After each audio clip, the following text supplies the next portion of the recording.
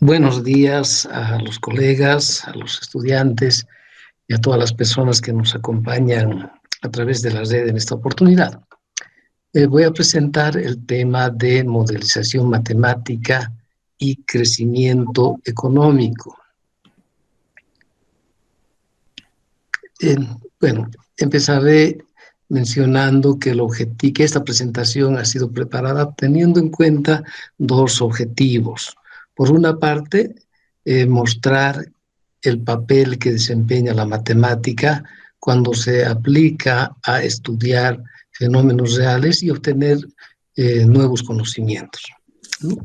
Por otra parte, eh, está pensado esta exposición de modo que podamos, a través de los modelos que revisemos, seguir la línea principal de la teoría del crecimiento económico, de modo que que plantee, que instale la línea principal de investigación en esta área. Bueno, teniendo en cuenta esos dos aspectos, voy a desarrollar los temas, no sin antes advertir que muchas cosas voy a pasar rápidamente, que no son inmediatas, resultados matemáticos o expresiones de la economía para poder abarcar lo que nos hemos propuesto en esta exposición. Para empezar a hablar del crecimiento económico, como todos sabemos, es la variación porcentual, el crecimiento del Producto Interno Bruto. En el caso de Bolivia, tenemos toda una, como en cualquier país, toda una infraestructura de generación de información instalada, en el caso de Bolivia, en el Instituto Nacional de Estadística. Entonces, la información se la procesa y se la registra en una matriz de insumo-producto. Yo he elaborado una matriz de juguete, pero que es totalmente consistente con la matriz real. La matriz real tiene 35 ramas de actividad y 64 productos. Es rectangular, a diferencia de lo que dicen los textos, donde se aplica matriz cuadradas. El caso de Bolivia es rectangular, por razones contables. En este caso está reducida esta matriz a 8 ramas de actividad que están en las columnas acá y a 8 productos que están acá. Y acá tenemos, esta es la matriz de producción, que nos dice qué productos se producen y por qué ramas de actividad se producen. Acá tenemos la matriz de insumo-producto o oferta-utilización, que tiene 4 cuadrantes: el primer cuadrante, el segundo, tercero y el cuarto cuadrante. En el primer cuadrante está la oferta de productos nacionales e importados. En el tercer cuadrante está la demanda final de los hogares, la administración pública o gobierno, la inversión y las exportaciones, y en el cuarto cuadrante está la descomposición del valor agregado como pago a factores. El que nos interesa y por qué estoy presentando esta matriz es esta matriz del segundo cuadrante. La matriz del segundo cuadrante describe la tecnología de un país, la tecnología con la que produce un país. Es la receta de producción que acompaña a un país. ¿En qué sentido?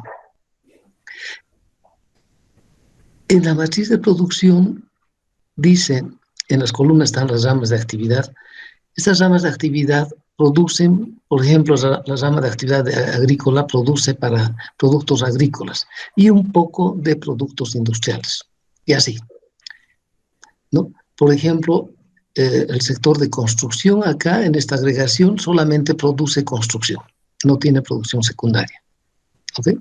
Entonces, Bolivia, a este nivel de agregación, tenemos que prácticamente es diagonal la matriz de producción. Bien, eso es el producto. Ahora, ¿de qué insumos utiliza para lograr esa producción cada rama de actividad? Esa información se encuentra acá, en el segundo cuadrante de la matriz. Acá dice, para obtener el producto que produce, el total, en este caso de 4.210, digamos numéricamente, utiliza insumos de productos agrícolas, productos de minería, hidrocarburos, etc. Entonces está diciendo, para producir esta rama, para producir lo que produce, necesita estos insumos que están registrados en esta columna, y así para toda la economía. De modo que si dividimos cada insumo de cada producto entre el total de la producción de la rama, lo que vamos a obtener va a ser un coeficiente que nos va a decir, para producir una unidad de producto en la rama J, cuánto de insumo I se requiere. Entonces, este segundo cuadrante se convierte mediante esa división en una matriz de coeficientes técnicos, que le llamamos la matriz de tecnología de la economía. Está diciendo cómo produce este país los productos que produce. ¿Ok? Bien. Por otra parte, también quisiera mencionar rápidamente en esta introducción que las diferencias que se tienen principalmente a nivel de PIB global y PIB per cápita. A nivel PIB global, PIB por países, tenemos en una publicación reciente de Felipe Larraín, pues un listado de el PIB en miles de millones de dólares de países desarrollados, países del Asia y países latinoamericanos, donde vemos grandes diferencias, ¿no? Digamos, entre Estados Unidos, que encabeza esta lista con un PIB de esta magnitud, y con países de Latinoamérica, donde figura también Bolivia. Entonces las diferencias son relativamente grandes. Digamos, entre los dos primeros de estos países considerados desarrollados, Estados Unidos y Japón, la diferencia en PIB global es bastante grande, es 5 veces la de Estados Unidos, el tamaño de la economía en este sentido, el tamaño de la economía del Japón. Sin embargo, cuando esto se ve a nivel per cápita, dividiendo por la población, pues las diferencias ya no son tan notorias, ¿no es cierto? En el caso en particular de Estados Unidos y Japón, observamos que ya no, el PIB per cápita ya no es 5 veces más. Entonces, es un pequeño detalle que nos va a servir de referencia para el desarrollo posterior. Ok, con eso termino esta introducción, breve introducción, y ahora vamos a desarrollar teorías del conocimiento teniendo en cuenta los dos objetivos que he señalado al principio. Empezaré recalcando una vez más la importancia del crecimiento económico.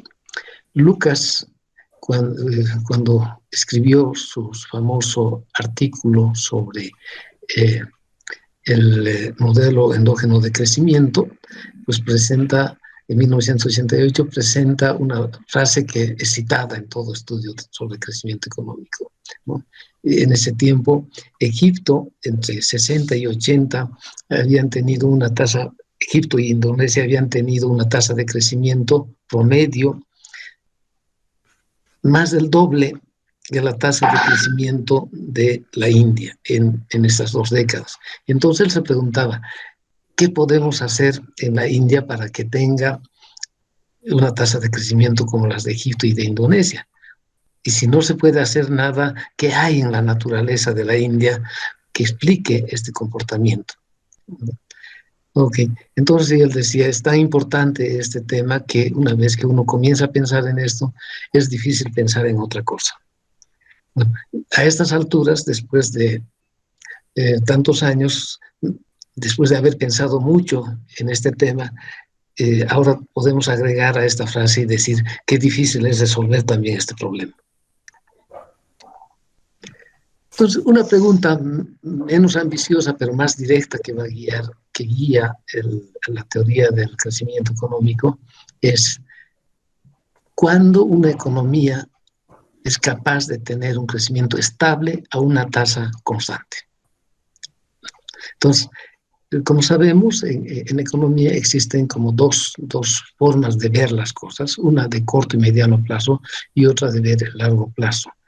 En el primer caso se conoce como la teoría de las fluctuaciones económicas y el segundo caso precisamente como teoría del crecimiento. Y curiosamente, eh, no hay aún una teoría que englobe a las dos y ambas están caminando independientemente. Entonces, por eso es que con esta pregunta hago referencia a que vamos a adoptar la perspectiva de análisis de largo plazo. Desde un punto de vista matemático, ya esta vez estoy pensando que el auditorio está constituido principalmente por gente de formación altamente matemática, entonces conviene presentar dos tipos de tecnologías detrás del crecimiento. Una tecnología lineal, primeramente, y posteriormente veremos algunas variantes con tecnología no lineal. Para el caso de usar tecnología lineal, vamos a hacer un supuesto que también va a ser común para el otro caso, en que la economía es cerrada, multisectorial. Este es un hecho muy importante y vamos a suponer que existen varias ramas de actividad y tantas ramas de actividad como productos y que la matriz de producción que había mencionado anteriormente es diagonal. Cada rama produce exactamente un producto. ¿Okay? Y la producción de un producto requiere, y este es un feeling, es un supuesto importante dentro de este modelo, requiere la existencia de un stock de capital para este producto. Entonces, este va a ser un modelo dinámico tipo Leontief basado en stock de capital. La producción bruta lo vamos a registrar en un vector de Rn, n productos, ¿no? Donde XY, cada componente, va a representar la cantidad de producto Y que se produce. Y acá está la importantísima matriz de tecnología, ¿no? Este es el corazón del modelo. Esa matriz nos dice, y más una que vamos a ver platicar, esta es la más importante. Y en la práctica también, aunque no hagamos modelo de crecimiento, esta matriz en la práctica es muy importante porque está diciendo la tecnología de un país, de una economía. Entonces, donde hay IJ, el elemento IJ de esta matriz de tecnología, nos está diciendo, ¿verdad? Para producir una unidad del producto J, ¿cuánto requiere de insumo producto Y? Ok. Entonces, con esa información tenemos el siguiente equilibrio oferta-utilización. Todo lo que produce la economía está en este vector de Rn y esa producción se destina, esta es la oferta, esa producción se destina a la demanda y la demanda está compuesta en dos partes. Por una parte está la demanda intermedia y por otra parte está la demanda final. La demanda intermedia significa cuánto vamos a usar de lo producido para producir precisamente ese producto. Cuánto, en palabras diría, cuánto de gas, cuánto de energía voy a usar para producir energía, ¿no? Entonces, es la demanda intermedia. Y luego en la demanda final tenemos, simplificando, simplemente el consumo de los hogares. Aquí tenemos un solo sector, en el sentido de consumidores, hogares, y no tenemos gobierno en este modelo, y la inversión, la variación del stock de capital. No consideramos en este modelo depreciación. Entonces, la inversión neta es igual a la inversión bruta acá. Por lo tanto, esta relación oferta-utilización nos está diciendo todo lo que producimos o va a demanda intermedia o va a demanda final. Y en demanda final o va al consumo o va a la inversión. O vas a consumir ahora o vas a consumir después.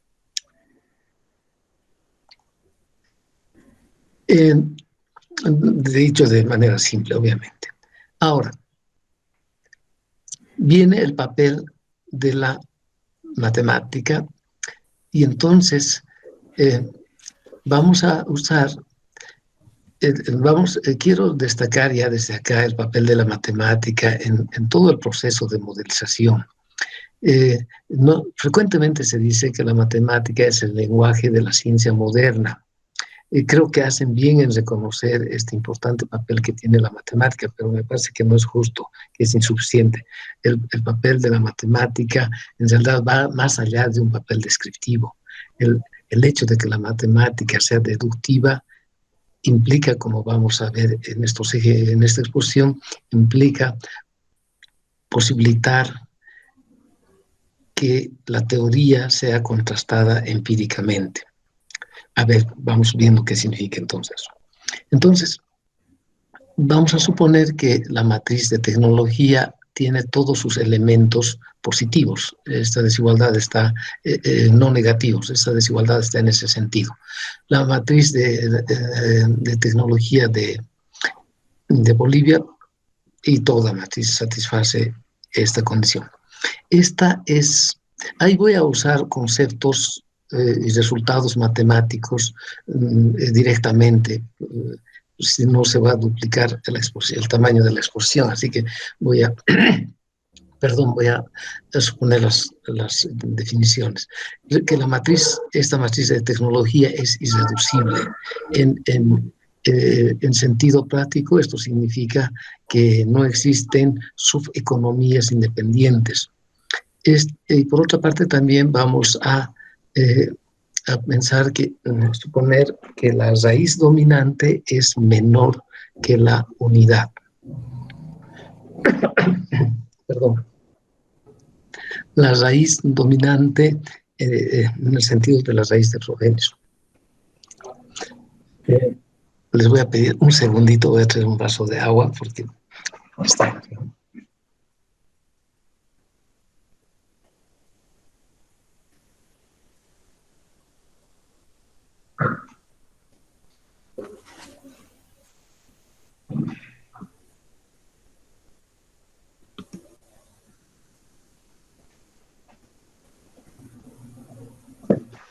Ok, perdón. Entonces, en particular, primera implicación de este supuesto es que la inversa de Leontief tiene elementos positivos. ¿Ok? Luego vamos a introducir un supuesto central en este modelo, que es respecto a la necesidad de capital para producir un producto. Entonces, como es usual en los modelos de tipo lineal, vamos a pensar en un coeficiente de necesidad de capital para producir una unidad del producto I. ¿Okay? Y estamos pensando que la economía puede ser homogéneo este capital, pero por cada sector, por cada rama de actividad tiene un stock de capital, S sub 1 hasta S sub n. Y entonces acá viene una restricción de capital que es central para este modelo. Nos está diciendo que, primeramente, en cada periodo T, nos está diciendo tenemos este producto. Cuando lo multiplicamos por A, nos está dando el requerimiento para producir ese producto. Y cuando lo multiplicamos por la matriz K, que es diagonal, nos está diciendo cuánto de capital se requiere por cada producto. Y nos está diciendo el requerimiento de capital por producto no debe superar al stock de capital disponible en la economía. ¿Cierto? Ok, y eso parece bastante natural. Bueno, es interesante y hasta sorprendente cómo resultados matemáticos nos van a generar información que no es evidente a simple vista. Son lo que yo llamo los hechos matemáticos. Tomemos en cuenta entonces ahora, consideremos D, el vector de demanda final, que es la suma del consumo y la inversión. Entonces, podemos expresar el producto en términos de la demanda final, muy al estilo Leontief, y expresar esta restricción de capital en términos de la demanda final.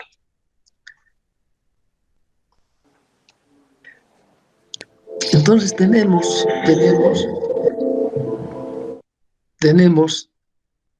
esta situación en esta restricción.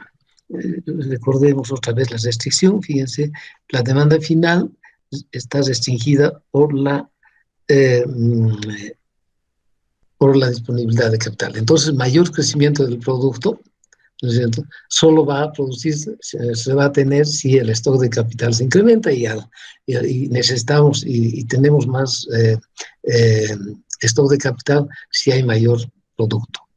Entonces hay una interacción entre producto y stock de capital presente en esta restricción de capital. Entonces vamos a suponer otra vez sobre el consumo, algo usual en los modelos de corte lineal, que el consumo es una proporción fija de la demanda final. Dada esta proporción para cada producto está dado por L minúscula sub I. ¿Bien? Entonces, como en la demanda final solo hay consumo e inversión, al suponer que el consumo es una proporción fija de la demanda, estamos suponiendo también que la inversión es una proporción fija de la demanda final. Entonces, se puede expresar la demanda final en términos de la inversión, al estilo Leontief, ¿no? Entonces, una vez que incorporamos esta expresión en términos de la inversión en la restricción de capital, obtenemos esta relación. Obtenemos esta relación que nos dice, pues, ahora sí, en términos de la inversión, la variación del stock de capital, multiplicando a una matriz K estrella que recoge las anteriores matrices, ¿no? Ok, pronto vamos a ver que esta matriz K estrella tiene propiedades interesantes. Ahora, vamos a convertir, aprovecho antes de pasar esta página, vamos a expresar en esta relación el stock de capital en términos de la inversión. El stock es, como su nombre le indica, es un stock y la inversión es un flujo, pero bajo un supuesto de crecimiento balanceado, vamos a lograr que toda esta restricción de capital se exprese en términos de flujo solamente. Veamos. Primeramente, hacer notar que a partir de los supuestos de irreducibilidad principalmente y no negatividad, este producto, el producto de A por la inversa de Leontief tenemos que también es no negativa, lo cual es fácil intuir. No es tan directo intuir que también es irreducible. Y no solo eso, sino la matriz más compleja también, la matriz K estrella que apareció anteriormente en la restricción de capital, pues también es no negativa e irreducible. Entonces, y en matemáticas tenemos resultados fuertes para este tipo de matrices. Entonces, si consideramos un mismo factor de crecimiento sectorial, es decir, crecimiento balanceado, donde el cambio en el stock de capital del sector I es respecto al stock de capital de este sector, es una constante para cada sector, ¿no es cierto? Solamente vamos a pedir que al menos en un sector se use todo el stock de capital. Uno después dice, cuando quieran revisar un modelo, revisa los supuestos. Y aquí este supuesto es bastante fuerte. Estamos agotando el stock de capital. Y por lo menos para un producto. Y de este modo, debido a que la demanda final da el producto que se mide en el crecimiento del producto de la economía, entonces esta mu mide el crecimiento de la economía. Por eso se llama el crecimiento, que estamos ante un crecimiento balanceado o equilibrado. Entonces, con este crecimiento balanceado y a partir de la anterior relación, podemos, ya no como igualdad, sino como desigualdad, pero sabiendo que en al menos un producto se da la igualdad, y con asumiendo que no hay desinversión en ningún caso. Siempre es mayor o igual que cero la inversión. Entonces, dadas esas condiciones,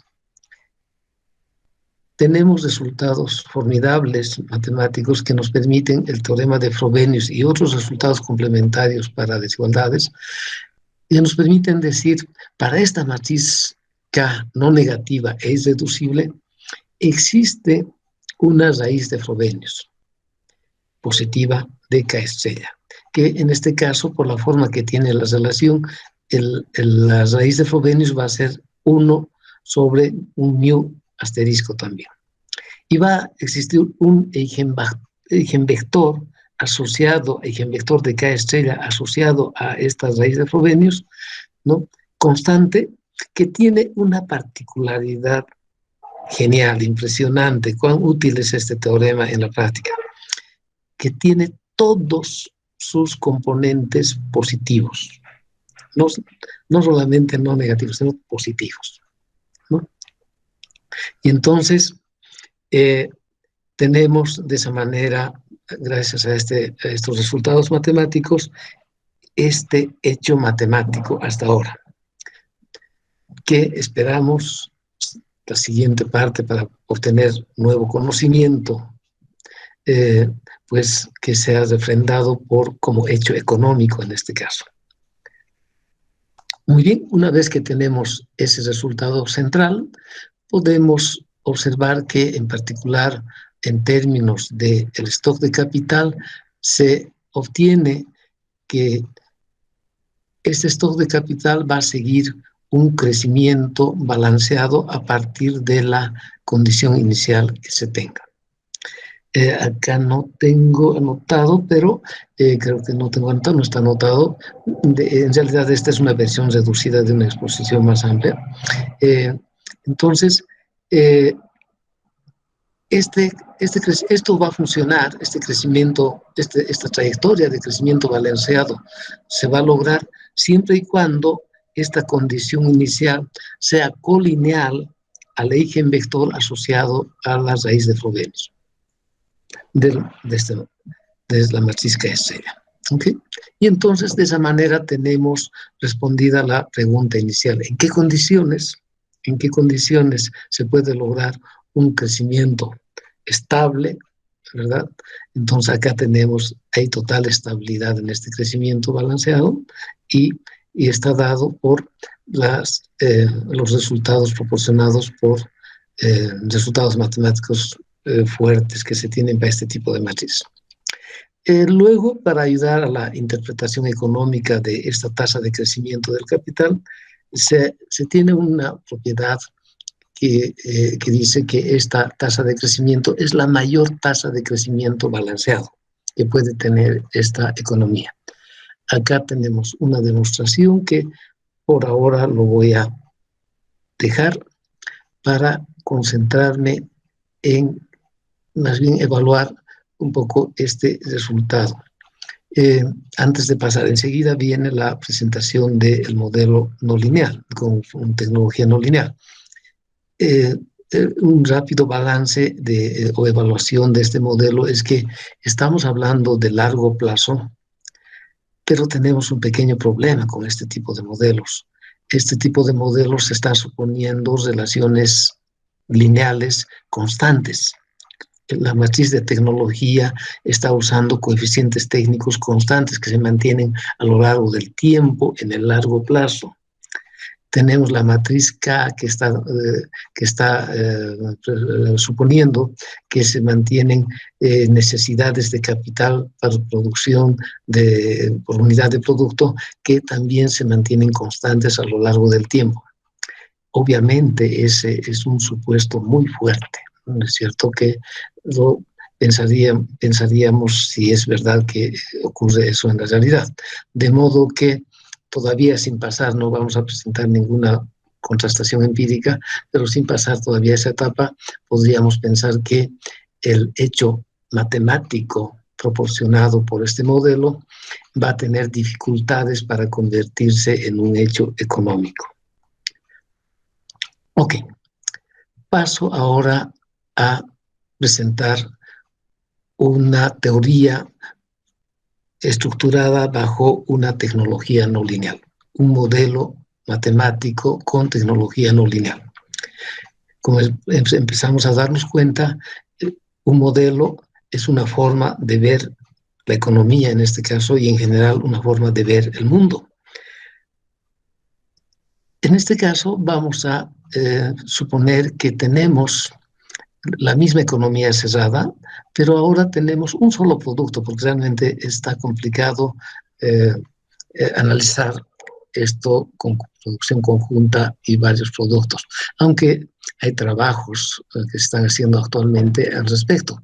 Podría mencionar desde el de Charles Jones, siguiendo las ideas de Romer, que acaba de publicar este año un trabajo al respecto.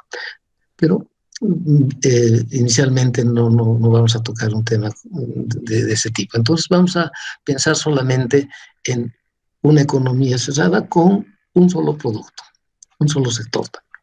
Ok, entonces Y ahora depende de, es función del capital, del trabajo y de la tecnología. Entonces empieza a aparecer este concepto de este factor de producción de la tecnología que aquí empieza la línea de investigación actual que se tiene en teoría del crecimiento. ¿Ok? ¿Y cómo están relacionadas entonces ahora las variables? Acá decimos, ¿cómo se realiza la acumulación del capital? Pues tomar en cuenta que la inversión sirve para dos cosas. Acá vamos a tomar en cuenta ya, a diferencia del modelo anterior, vamos a tomar en cuenta que el capital se deprecia, el capital físico se deprecia. Entonces, la inversión que se tiene en un periodo va a cubrir parte la depreciación, hace mantenimiento de capital y parte va a incrementar el stock de capital. Luego, como es una economía cerrada, la inversión es igual al ahorro. Eso es una identidad en una economía cerrada, más que cerrada sin sector financiero. Luego, el ahorro. El ahorro, vamos a suponer que es una parte fija del producto. Es una proporción fija del producto. Observemos el título de esta forma, de este tipo de modelo. Es un modelo donde suponemos que el consumo aparece como proporción fija, el consumo, porque el consumo va a ser la variable que va a ir hasta el final. Porque si suponemos que el ahorro a la manera tradicional es una proporción fija del producto, entonces, sabiendo que lo que no se ahorra se consume, tenemos que también el consumo es una proporción fija del producto. Entonces, suponemos también, como suele suceder en estos modelos de tipo de largo plazo, que hay pleno empleo o es equivalente a suponer también que existe una tasa de desempleo constante, ¿no? Entonces, eso lo hacemos y vamos a suponer que esta tasa de crecimiento, tasa de desempleo constante, y vamos a suponer que esta tasa de crecimiento de la fuerza laboral es constante, igual a no. ¿Okay? Tomemos en cuenta, no nos olvidemos, esta tasa va a ser muy importante y está asociada solamente a la tasa, observen que está asociada a la tasa de crecimiento de la población, si hay pleno empleo o si la tasa de desempleo es constante. Entonces, es una tasa exógena al modelo. Ok. También está el conocimiento o tecnología como un factor de producción exógeno y vamos a ponerle una barrita por eso, porque no está interviniendo en la determinación, no está interviniendo directamente en el producto. ¿Ok? Bien, recordar que ya esta es una estructura más elaborada que la anterior. Entonces la función de producción va a tener algunas propiedades. Se puede mostrar que cuando falla alguna de estas propiedades ocurren pues unos desórdenes impresionantes. Así que todo esto como un relojito está armado y lo primero nos está diciendo que cada factor de producción, capital o trabajo, son imprescindibles. Luego también nos está diciendo la función de producción tiene una propiedad de homogénea de grado 1, diríamos, en sentido matemático, en sentido económico, diríamos, presenta rendimientos a escala constantes, ¿no? También la productividad marginal de ambos factores productivos son positivos. Más capital, más producto, más trabajo, más producto siempre. Y finalmente, decir que la forma de estas, poniendo constante digamos, uno de los factores, el trabajo en este caso, nos está diciendo que la curva de producción en términos solo del capital empieza con una pendiente, es vertical, pendiente infinito, y termina con una horizontalmente. Empieza verticalmente y termina horizontalmente y es cóncava. Y es cóncava, todavía no se ve aquí recién, y es cóncava. Entonces, tiene rendimientos marginales decrecientes. Entonces, esto nos está capturando la idea de que si estamos en un nivel de producción bajo, relativamente bajo, y hacemos un incremento de una unidad del capital, digamos, el rendimiento va a ser mayor que de esa unidad de capital que en nivel de producción mayor. Digamos, supongamos que tenemos un capital mayor, estamos produciendo a gran escala con mucho más capital y en ese momento incrementamos una unidad de capital, el rendimiento que se va a obtener en términos de producción por esa unidad adicional va a ser mucho menor a lo que se obtenía con un nivel de producción de menor capital. También se supone que los mercados de trabajo y capital son competitivos en el sentido de que su factor de pago es al nivel está dada por la productividad marginal, ¿no? Tanto para el capital como el salario, en este caso para el trabajo.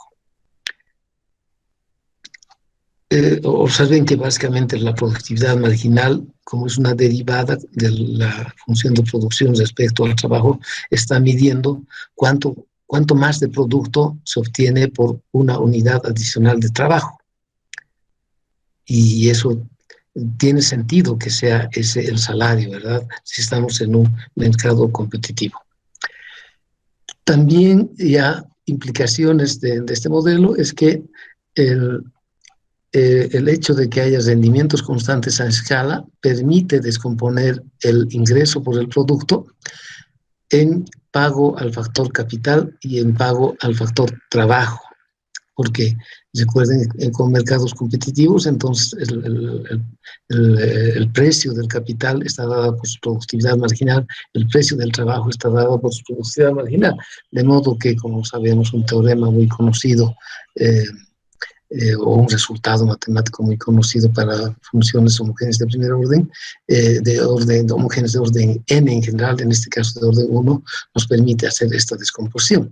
Esta descomposición es muy importante, a la larga va a ser muy importante porque nos está diciendo que si bien en este momento estamos considerando la tecnología, el conocimiento como un factor de producción, eventualmente podríamos incorporarlo a que sea activo. Todo el mundo actualmente reconoce que el conocimiento es un importante factor de producción, ¿verdad?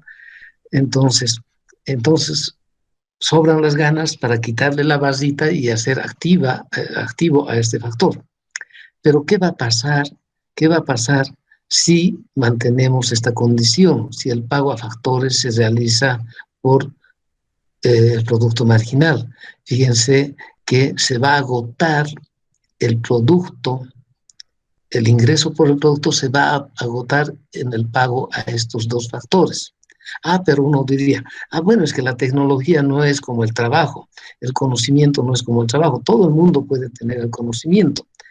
En cambio, el trabajo de una persona tiene que estar ahí. Técnicamente eso se conoce como bienes rivales y no rivales, ¿no? Entonces, el conocimiento es de otro tipo. Bueno, de todas maneras, si no hay pago directo al conocimiento. Entonces, ¿cómo se incentiva? ¿Cómo se hace que la gente quiera producir conocimiento? ¿Verdad? Entonces, aquí esta relación es muy importante posteriormente eh, para el estudio del conocimiento y la economía, lo que se conoce como la economía de las ideas. Ok, aprovechamos la homogeneidad de primer orden o rendimientos constantes de escala para transformar esta relación en niveles de producto, de trabajo, de capital, de trabajo y capital, y expresarlo en términos per cápita o por trabajador. Entonces, en lugar de mayúscula, vamos a poner minúscula para expresar esta relación por trabajador. Entonces, se comprueba que pasando a las variables por trabajador, las propiedades de la función original F mayúscula, de producción original F mayúscula, se heredan todas excepto una. Y esa propiedad es precisamente la de rendimientos constantes a escala, porque ahora esta función, al tener un solo argumento, es ya cóncava. Entonces, también se deduce que la dinámica de acumulación de capital por trabajador está dada por esta ecuación diferencial también no lineal. Como estamos interesados, observemos que en esta ecuación, observemos que en esta ecuación aparecen los parámetros de la tasa de crecimiento del trabajo, aquí está la tasa de depreciación y la constante de participación del ahorro en el producto, ¿no? Están todos los parámetros y tenemos esta ecuación. Entonces, como es una visión de largo plazo que tenemos, nos interesan los puntos de equilibrio, donde tenemos puntos estacionarios. Entonces, hacemos un estudio, rápidamente se verifica que a partir de los supuestos existe un único punto estacionario positivo. El cero también es punto estacionario, pero no interesa por su significado económico. Entonces estamos interesados en un punto positivo, un valor positivo estacionario. Entonces ahí se tiene esta condición. Aquí voy a presentar, lo he puesto a modo de referencia nomás para ver cómo la matemática, todos los resultados que tenemos, pues pueden ser a veces más profundos, a veces menos profundos, pero nos ayudan muchísimo. Y en este caso, aquí tengo un teorema que nos permite decir finalmente, este es el resultado importante, nos permiten decir finalmente que este punto estacionario, punto de equilibrio K estrella que existe y es único, es además una solución asintóticamente estable de la ecuación que maneja la dinámica de acumulación de capital en este modelo.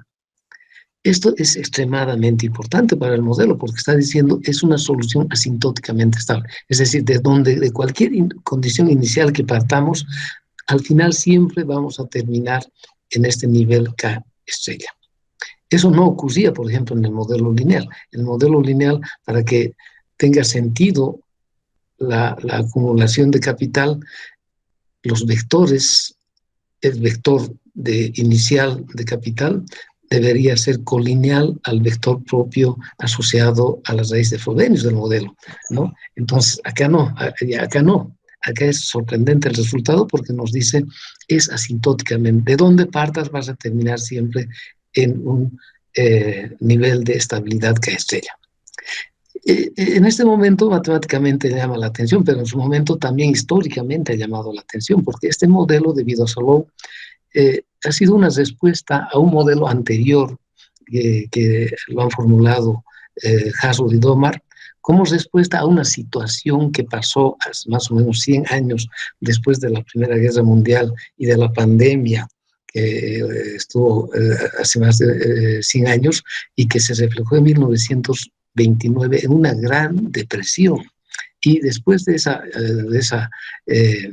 experiencia traumática, económica y a nivel mundial, Haswood y Domar propusieron un modelo que, entre otras cosas, entre los principales resultados decía: la inestabilidad es parte de este sistema de producción, ¿no? Entonces, esto no nos hemos pasado tan mal, pero vayámonos acostumbrando, porque esto es parte inherente del modelo. Entonces, en esas circunstancias aparece este modelo y dice: no, todo lo contrario, es todo lo contrario. Esta solución es asintóticamente estable. Siempre vamos a estar en estabilidad, y más bien son otros factores que hay que buscar para explicar lo que ha pasado anteriormente. ¿Ok? Pero entonces aquí en el modelo matemático tenemos aquí otra vez deduciendo matemáticamente un resultado fuerte. Así, en estado estacionario, ahora hay muchas cosas que se pueden decir al respecto. Lo anterior, este resultado de asintóticamente estable, da mucho que hablar. Y no voy a entrar a todas las ramas, pues solamente voy a ir en la dirección que me interesa, la que lleva a una línea de investigación. Entonces, hacer notar que en estado estacionario los valores de K estrella, por lo tanto el producto, el valor estacionario del capital per cápita, lo similar para el producto, lo similar para el consumo, son constantes. No hay crecimiento de las variables per cápita o por trabajador. Nos interesa el valor, no a nivel per cápita. Si vamos a analizar toda la economía a nivel global, entonces quisiéramos saber cuál es el producto entonces de esta economía. Entonces, a partir de este resultado se sigue que el producto en particular crece como a nivel por trabajador es constante, y los trabajadores tienen una tasa de crecimiento nu. Entonces, el producto en esta economía, y por lo tanto la economía, está creciendo a la tasa no. Todo muy bien, solo salvo un detalle, que este es un modelo de crecimiento, y resulta que la tasa de crecimiento es exógena al modelo, lo cual, como notarán, llama poderosamente la atención. Bueno, ya les digo, esto ha generado muchísimo trabajo empírico y también teórico. De hecho, ha sido tan importante en su momento que posteriormente, en 1987, si no recuerdo mal, le han dado el premio Nobel al autor de este modelo, Robert Solow. Por el momento solo llamo la atención el hecho de que queda pendiente eso. Estamos haciendo un modelo para explicar el crecimiento y resulta que la tasa de crecimiento está explicada por fuera. Ahora vamos a ver muy rápidamente, voy a apurarme un poquito más, para el consumo, si un modelo ahora que el consumo sea sin restricciones. ¿No será que este resultado que estamos obteniendo es porque el consumo, hemos dicho que sea una fracción constante del producto? No, acá dejemos libre al consumo, ¿ok? Dejemos libre al consumo, y en las mismas condiciones ahora tenemos esta dinámica de acumulación de capital, donde lambda vamos a llamar, y esto nos va a acompañar por el resto de la exposición, a la suma de los parámetros de tasa de crecimiento poblacional o de fuerza laboral y la tasa de depreciación, que es una constante también. Entonces, aparecen en el estado estacionario, visión de largo plazo, aparecen tres factores referenciales, tres valores referenciales del capital per cápita. 0, un valor K sub M. Este valor K sub M corresponde al mayor consumo posible. Fíjense, recuerden que en el estado estacionario, voy a retroceder para recordar rápidamente, si en el estado estacionario anulamos esta derivada, como debe ser, entonces tenemos que el producto o va al consumo o va a mantenimiento de capital. ya en este caso, como es per cápita, no solamente por depreciación, sino por crecimiento poblacional, ¿no es cierto? Entonces, el consumo se puede determinar como la diferencia del producto menos lo necesario para mantener el capital per cápita. Entonces, ahí está, esta expresión nos está generando un consumo cero, y acá per cápita y consumo cero van a ser factores, puntos estacionarios de esta ecuación diferencial que gobierna la dinámica de acumulación del capital. Y va a haber otro punto intermedio donde siendo un punto estacionario, el consumo del capital es máximo. El consumo es máximo, perdón.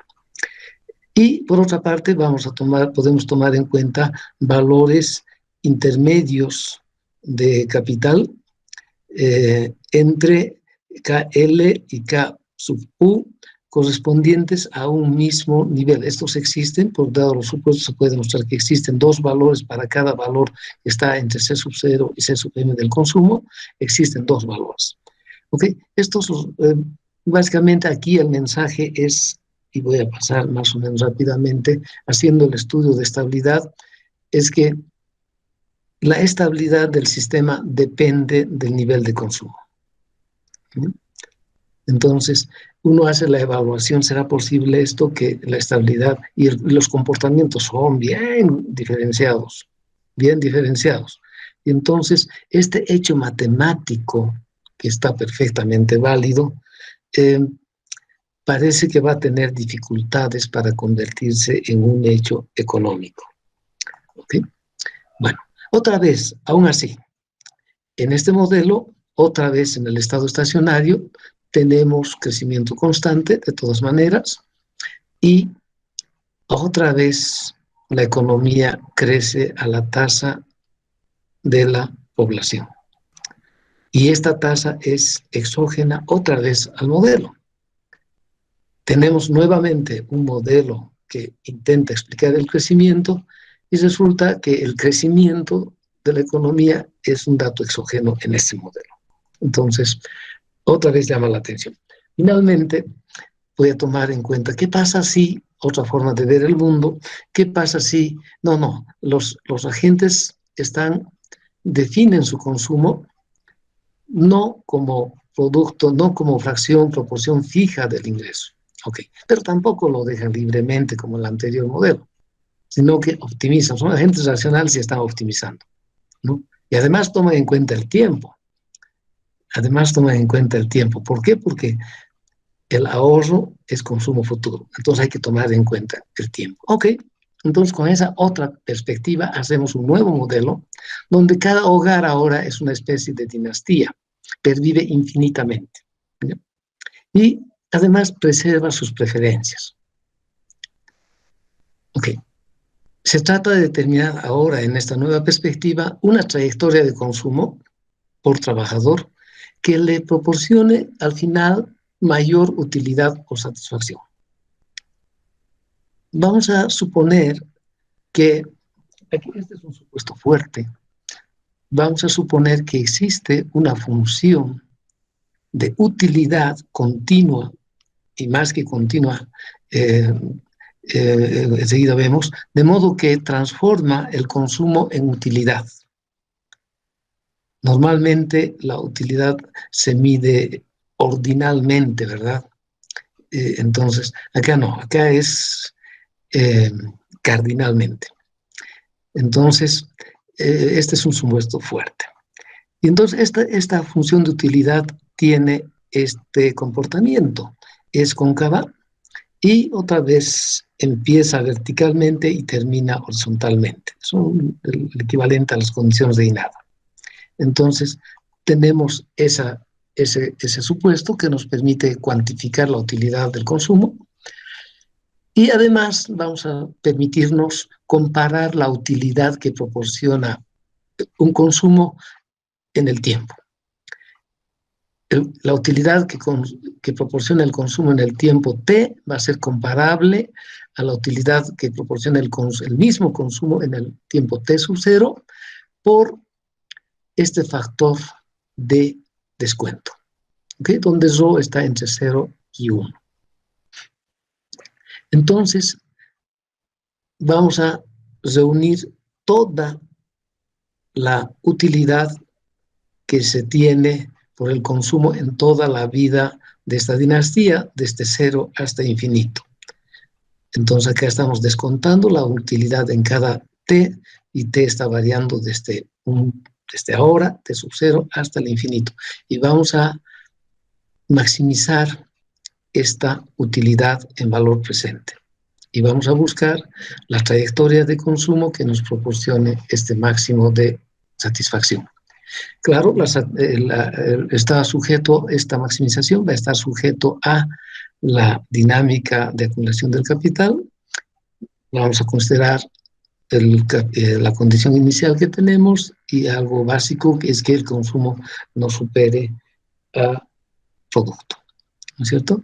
Entonces, inmediatamente reconocemos este problema como un problema de control óptimo, donde el capital por trabajador es la variable de estado y el consumo por trabajador es la variable de control. Aquí ya sabemos, tenemos toda una infraestructura matemática y persiguiendo los objetivos que nos hemos planteado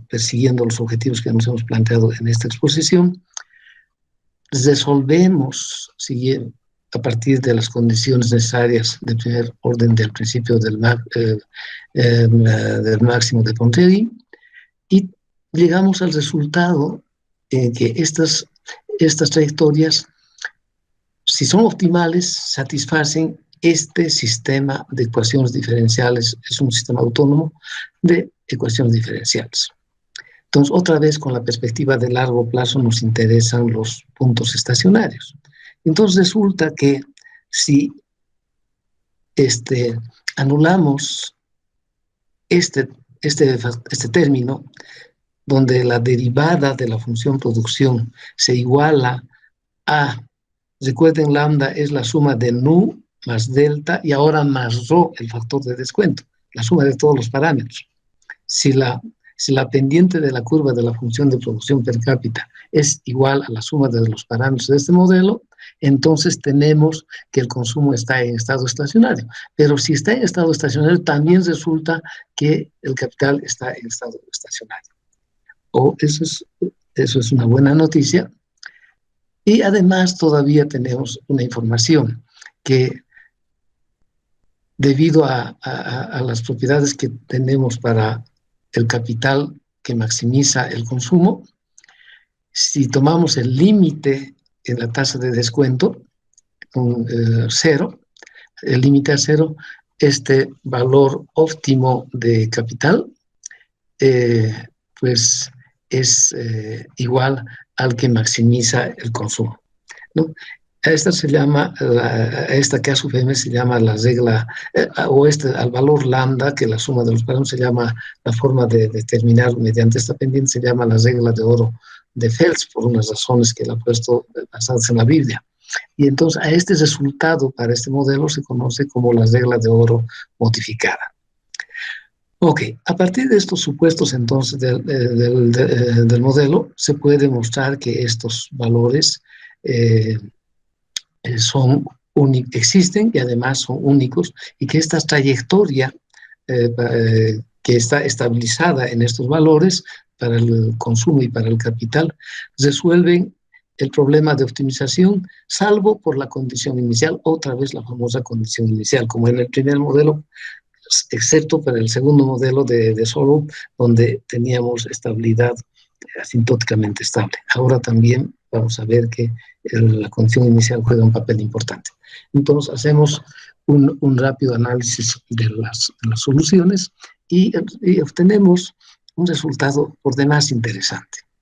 Resulta que el punto estacionario que hemos encontrado, C estrella y K estrella, está acá, es un punto silla, y que divide el plano en 4 partes, cuando uno de los ejes es el consumo y el otro de los ejes es el capital, en 4 partes, donde hay diferentes comportamientos, como se indican por las se señalan con las flechas acá, pero al final, viendo de grosso modo, esta es la curva de consumo, fíjense, f de k menos lambda k, esta es la curva que está dando el consumo.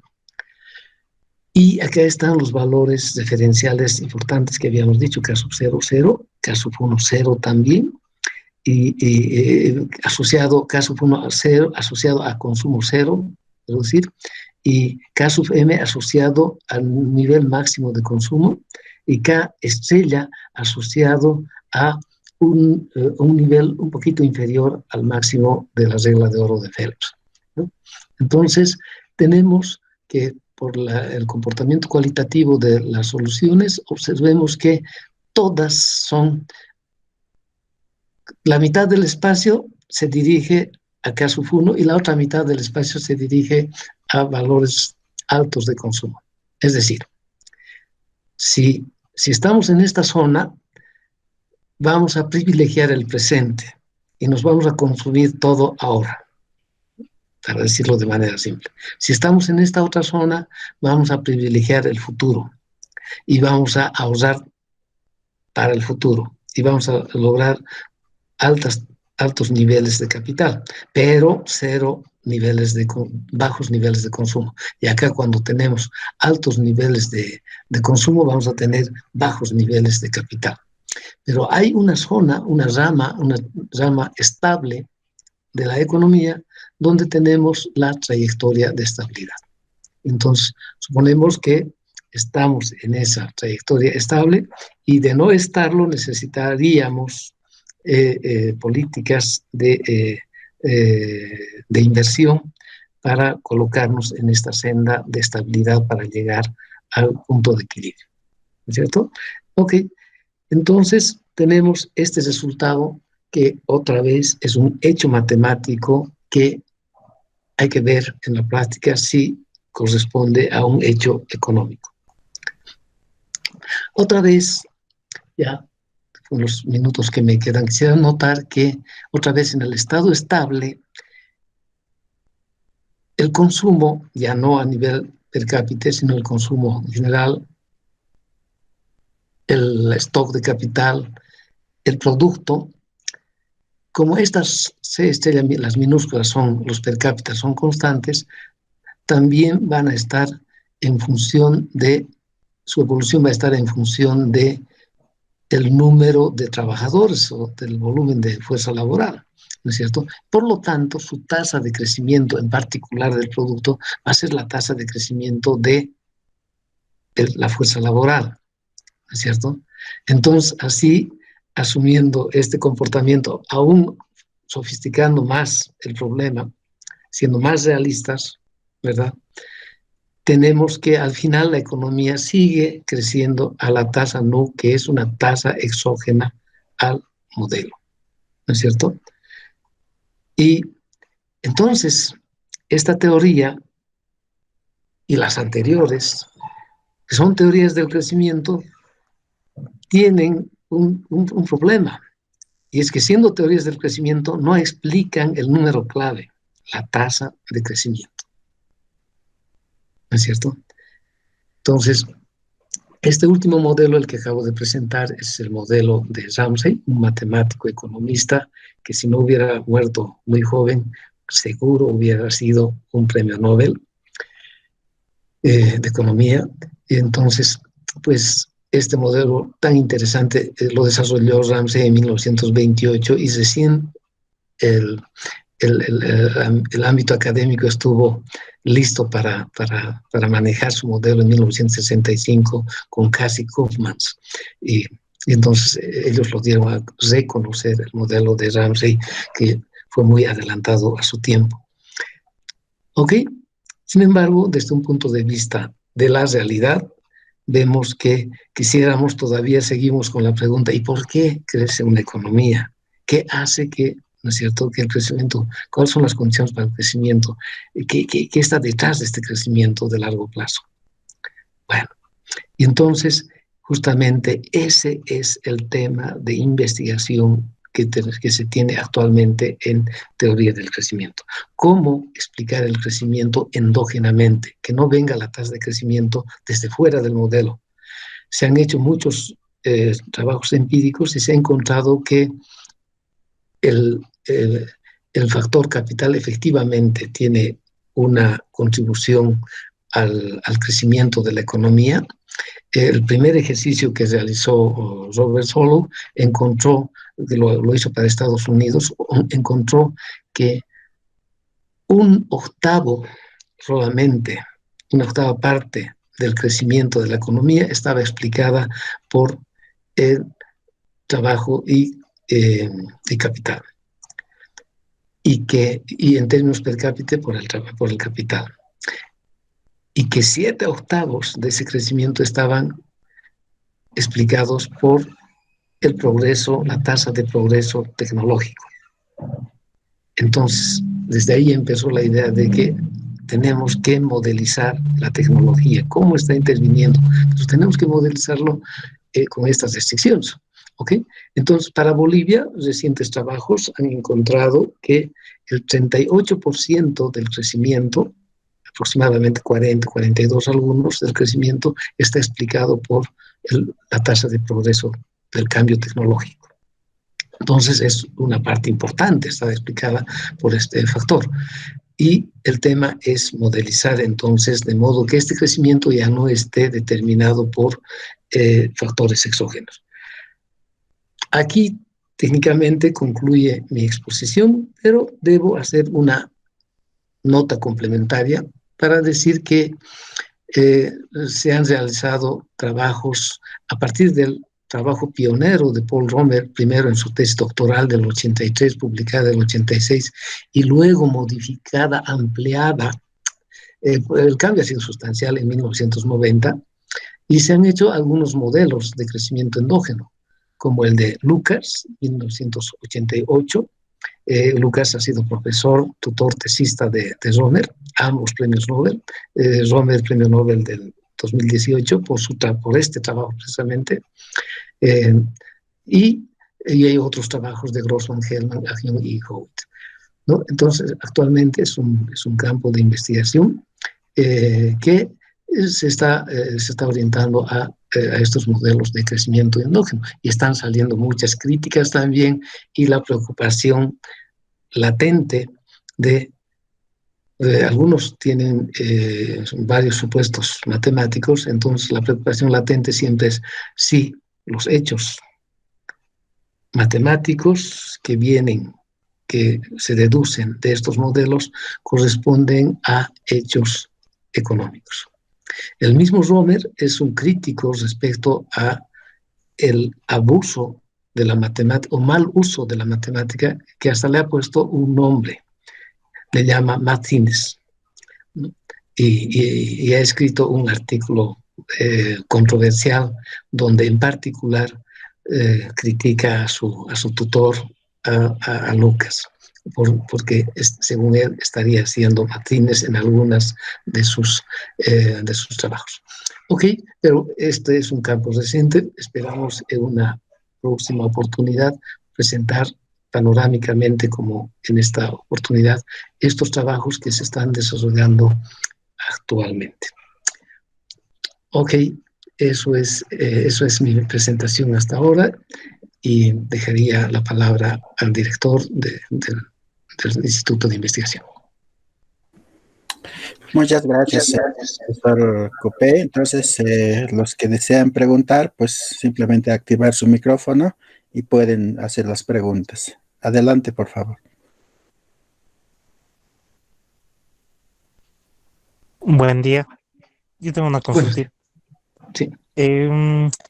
Mayormente he visto que algunos, cuando trabajan con modelos económicos, bueno, trabajan tal vez con econometría, ¿no? Muy interesante tal vez su trabajo, cómo puede aplicar otras técnicas. Y quería preguntar, ¿con cuánto de confiabilidad, con cuánto de error se podría o se estaría trabajando al utilizar esta técnica? Y como segunda pregunta, cuando ha armado la matriz, ¿se podría haber utilizado una diagonalización de matrices? Gracias. A ver, respecto a la primera, mencionar que la econometría, la matemática interviene en el proceso de generación de conocimiento científico en la medida que logre superar la prueba de contrastación empírica, interviene en dos partes, en dos etapas. En una primera etapa es en la formalización, en la modelización deductiva de la teoría, que es lo que hemos estado trabajando en esta presentación. Y que no es la más popular, ¿no? Y la otra parte, la otra etapa donde interviene la matemática y variantes es en la contrastación empírica, precisamente muchas veces en forma de econometría, ¿no? Asumiendo la estadística como parte de la matemática aplicada. Entonces, respecto a la confiabilidad, pues mucho depende. Habría una confiabilidad estadística, digamos. Hay una confiabilidad estadística que es fundamental, ¿no es cierto? Entonces, ahí los indicadores apropiados para cada tipo de método nos van a decir qué grado de confiabilidad tenemos, ¿no es cierto? Entonces, por ejemplo, si aplicamos un modelo lineal a una curva del tipo del modelo SIR que presentó el profesor Bovarín anteriormente, claramente no vamos a obtener buenos resultados y se van a reflejar en los indicadores estadísticos o econométricos del modelo. Entonces, eso más bien depende de cada caso, en pocas palabras. Respecto a lo segundo, a la diagonalización de la matriz, entiendo que la preocupación surge por el hecho de que la matriz de producción del caso de Bolivia, en el caso de Bolivia no es una matriz diagonal. Si no estoy en lo correcto, corrígeme por favor. Efectivamente, la matriz de producción de Bolivia no es diagonal, hay producción secundaria. Sin embargo, es todavía posible trabajar en esos casos. Para el modelo que usa las matrices también podríamos trabajarlas. Sin embargo, no recomendaría diagonalizar, porque esto significa incorporar, modificar los datos. Y eso es algo que como técnicos no podemos hacer, ¿no es cierto? Entonces no podemos, la matriz es no diagonal, la matriz de producción, y hay que trabajar con esa matriz no diagonal.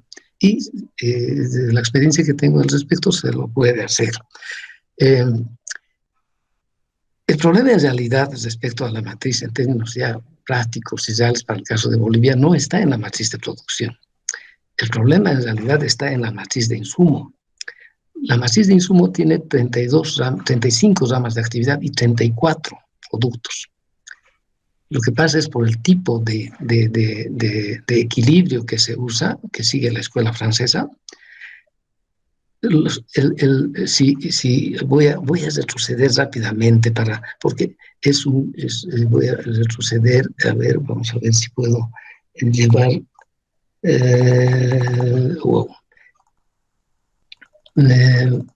rápidamente a la matriz de insumo-producto, y en esa matriz van a ver qué ocurre, porque es una matriz real del país, y van a ver que ocurre un detallito imperceptible aquí en comercio. El producto comercio, aquí está, comercio 6. Existe producto comercio. Acá está, este es el nivel del producto comercio para este año, en fin. Y acá también, esta columna se reproduce acá en valor bruto de producción. Fíjense, comercio 3.182, comercios 3.182. Es ese mismo vector este. Luego, comercio, observen qué pasa con los márgenes de comercialización. Menos 3.182. Y al final la oferta total de comercio es 0. Y consumo intermedio de comercio, observen, es 0, 0, 0, 0. Por lo tanto, hay más columnas en esta matriz de insumos que filas. En realidad hay 7 filas y 8 columnas. Es una matriz rectangular. La matriz de insumo-producto se usa para evaluar impactos, siguiendo un enfoque keynesiano donde la demanda pues es demand driven, ¿no? Es dominada por la demanda, el equilibrio. Entonces, es muy útil para evaluar impactos ese modelo de keynesiano y para el corto plazo, muchísimo. Pero en Bolivia se usa muy poco por esta razón. Por esta razón, por este hecho de que es una matriz rectangular y no la puedes invertir, ¿no? Si hay que hacer un tratamiento particular o hay que resolver de alguna manera, pero sin modificar los datos. Es una práctica lamentablemente común ante la desesperación y ante la necesidad de hacerla cuadrada de alguna manera a esta matriz para poder aplicar el modelo de Leontief.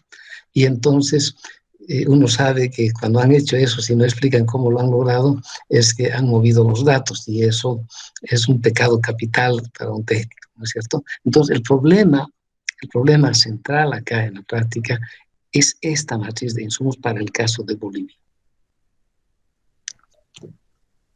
No sé si hay alguna pregunta más.